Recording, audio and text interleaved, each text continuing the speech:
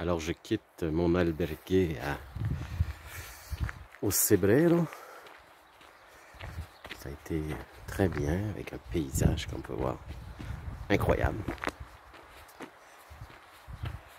Alors, et ce village de Ocebreiro, je m'en vais par là. C'est ça. C'est parti. Voici une église qui a du vécu. Alors,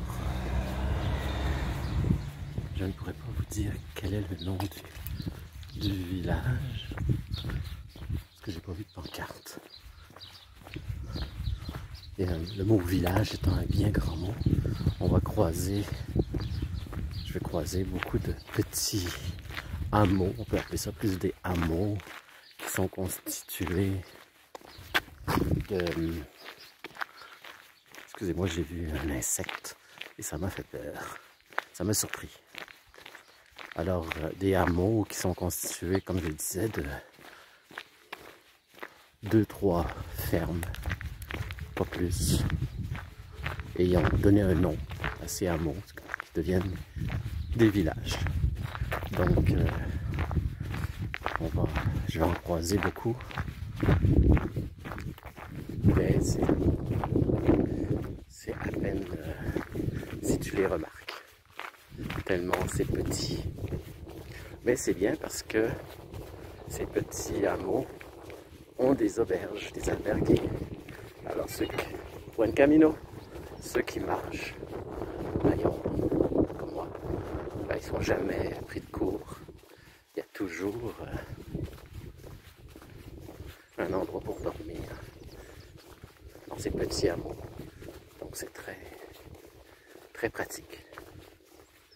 Les Galiciens étant très, très accueillants.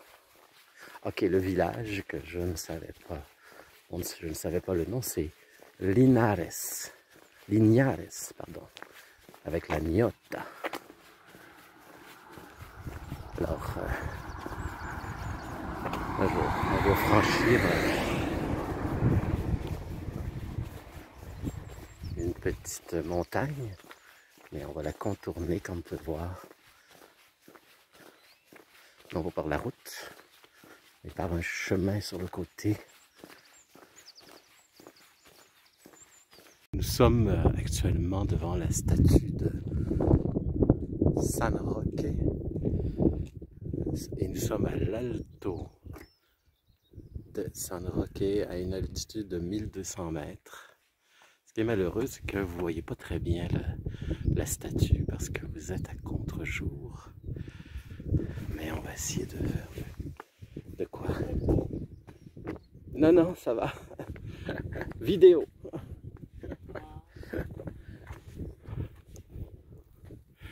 On va essayer de faire de quoi avec... on peut la voir un petit peu ici.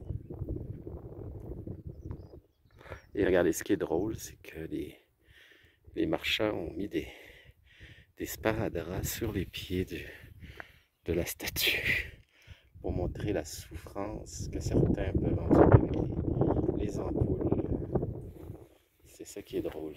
Regardez, il y en a ce pied-là et ce pied-là. C'est tellement drôle. Malheureusement, comme je dis, vous ne voyez pas le visage. Moi, je suis chanceux. Je n'ai pas d'ampoule. Ou si peu. J'en ai déjà eu une ou deux. Pas en même temps, non, mais dans tous mes voyages. Alors, je ne me plains pas. Regardez-moi ça, ce paysage de l'Alto Saint-Roch. C'est majestueux, grandiose. C'est ça la Galice. C'est très verdoyant. On s'en va vers l'Atlantique, vers le Finistère. Après avoir fait Saint-Jacques-de-Compostelle, ben, les gens continuent, pas moi, mais continuent vers le Finistère. Mais c'est l'océan, c'est l'Atlantique. Et là, il vente beaucoup. Comme ici d'ailleurs un peu. Mais ce qui est bien, c'est que c'est un vent chaud. Alors on continue. C'est parti, encore. D'ailleurs, vous vous demandez peut-être comment éviter les ampoules. Ben, moi, le truc, il n'y a pas de recette miracle. Tout le monde a sa théorie. Pour moi, c'est la qualité des chaussures. Les bonnes chaussures d'une bonne pointure. Alors, juste pour vous dire que quand vous faites le chemin de Compostelle, vos pieds grossissent d'un point. Comme moi, je fais du 9. Alors, j'ai pris du 10. Et donc, une bonne paire de chaussures de qualité, c'est là que les sous, l'argent doit être mis, surtout. Et un point de plus, comme je disais, des bons bas. Moi, j'ai acheté des bas chez Decathlon, les meilleurs qu'ils avaient. J'en suis très satisfait. Et c'est ça, c'est des bonnes chaussures. Ah oui, et puis la crème NOC. Ça, c'est la meilleure crème pour la marche. NOK. On trouve ça dans les pharmacies. La NOC. Et puis vous mettez de la crème NOC avant de vous coucher chaque jour. Et pendant la nuit, ben, cette crème agit sur vos pieds et les protège. Alors voilà ma recette. Et ça marche parce que j'ai aucune ampoule. Alors je remarque qu'il y a de plus en plus de jeunes randonneurs espagnols. Et c'est normal parce que plus on s'approche de Compostelle, plus les jeunes Espagnols font la marche pour les 100 derniers kilomètres. On n'est pas rendu aux 100 derniers kilomètres, mais ils peuvent commencer plus tôt, pourquoi pas. Et ça devient de plus en plus nombreux, ça devient de plus en plus de nombreux marcheurs. Et ils le font plus par obligation, comme on dit, parce que ça va dans leur CV pour le travail. Donc, c'est pas tout à fait la même motivation que ceux qui la font comme moi depuis le début. On le fait pour le plaisir, parce qu'on aime ça. Et même moi, je le refais et le refais. C'est la 3e fois, comme je vous l'ai déjà dit. Donc, il y a vraiment une satisfaction dans cette marche-là qui est très stimulante. Regardez ces paysages à couper le souffle. On ne peut pas se passer de ça trop longtemps. C'est comme un besoin chez moi de voir ces paysages. Même la Meseta, tous les paysages du Camino Frances. Et ces paysages que je n'ai pas encore vus, que je vais découvrir sur le Camino Norte par la suite, parce que, comme je vous ai dit, je vais entreprendre après dès que j'ai fini le Camino Frances, je prends le bus et pas que je commence, mais je continue, parce que j'ai déjà commencé le Camino Norte que j'avais commencé et que je veux continuer. Alors voyez comment moi c'est vraiment par plaisir que d'autres, comme les jeunes Espagnols qui le font par obligation à partir des 100 derniers kilomètres. C'est pas du tout la même chose. Il y en a qui détestent ça d'ailleurs. Je parle des marcheurs qui voient arriver ces jeunes qui le font sans aucun intérêt, comme ils vont au magasin du coin. Donc ça les ça les dérange beaucoup. Moi, ça ne me dérange pas. Bon, chacun le fait à sa façon.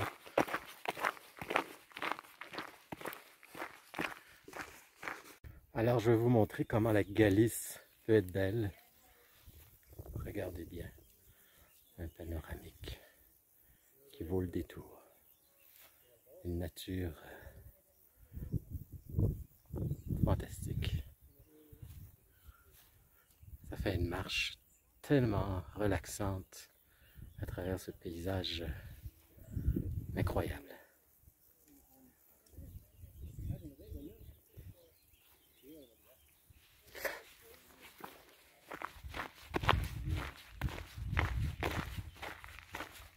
Jusque, on est dans des grosses vagues de chaleur. Il annonçait des records de chaleur aujourd'hui. Je me disais qu'en Galice, il ferait plus frais parce que on est en montagne, puis on s'en va vers la mer, vers l'Atlantique.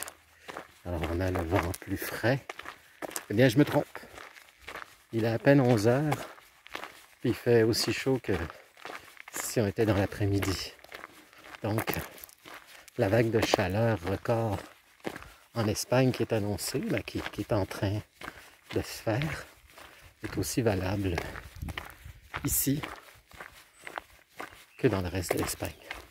Mais je ne voudrais pas être dans le sud de l'Espagne. Là, on est dans le nord, imaginez. Imaginez dans le sud où il fait déjà très, très chaud, comme en Andalousie. Ça doit être invivable. Parce que là, comme on est dans le nord, c'est supportable. Quand on est à l'ombre, comme là, je suis à l'ombre, c'est très bien. Cet après-midi, ça va être autre chose. Mais pour le moment, c'est encore très bien. Alors, voici le village de Tricastella, où je m'en vais. Attendez, c'est là, ouais. Le voici, regarde, vous voyez. C'est là. Excusez-moi, ça bouge parce que j'ai agrandi pas mal. Alors, je suis à peu près à 6 km, 6-7 km peut-être de mon arrivée, de mon lieu d'arrivée. Alors, c'est un village qui est une étape principale. Donc, l'alberguer, je ne sais pas encore quel alberguer je vais aller, mais ça va être plein de monde. Et cette étape-là, c'est l'avant-étape. En fait, l'étape suivante, ce que je voulais dire, c'est que c'est Sarria. Et Sarria, c'est les 100 derniers, c'est à partir de Sarria qu'on fait les 100 derniers kilomètres. Donc, on peut dire que c'est le dernier sprint avant l'arrivée à Compostelle, où je vous disais qu'il y a plein de monde, là, où ça triple, où ça quadruple de monde. On va voir. Peut-être que je me trompe. J'espère me tromper. Parce que 3 fois, ne serait-ce que 3 fois plus de monde, je trouve ça beaucoup. Alors voici mon premier Areo, ou Oreo, je pense que c'est Areo.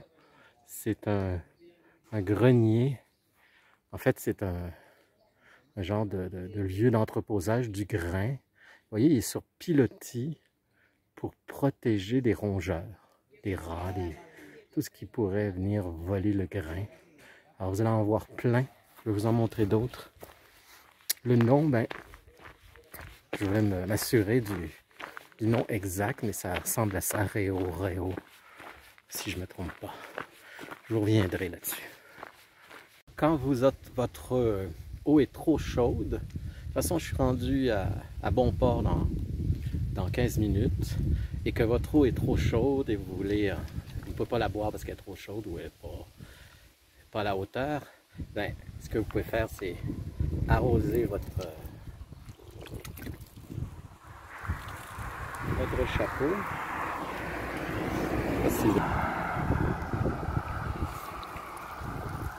Arroser votre chapeau et aussi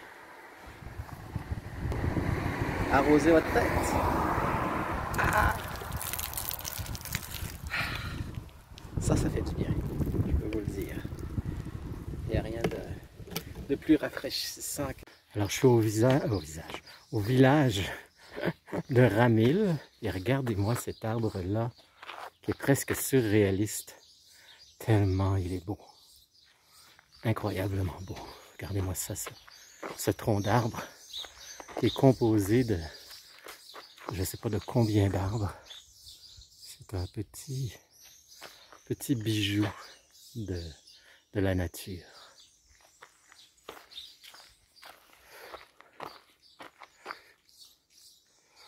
Vraiment beau. Et les petites maisons que vous voyez là, avec les fenêtres bleues et les portes bleues, c'est mon albergue. Je suis arrivé à Tria Castella, si je ne me trompe pas dans le nom. Et ben voilà, c'est l'aboutissement d'une étape principale. Et vous voyez, j'ai franchi ces montagnes pour arriver jusqu'ici à Tria Castella. Voilà, c'est là que je vais dormir. Et je vous souhaite une bonne fin de journée et à la prochaine.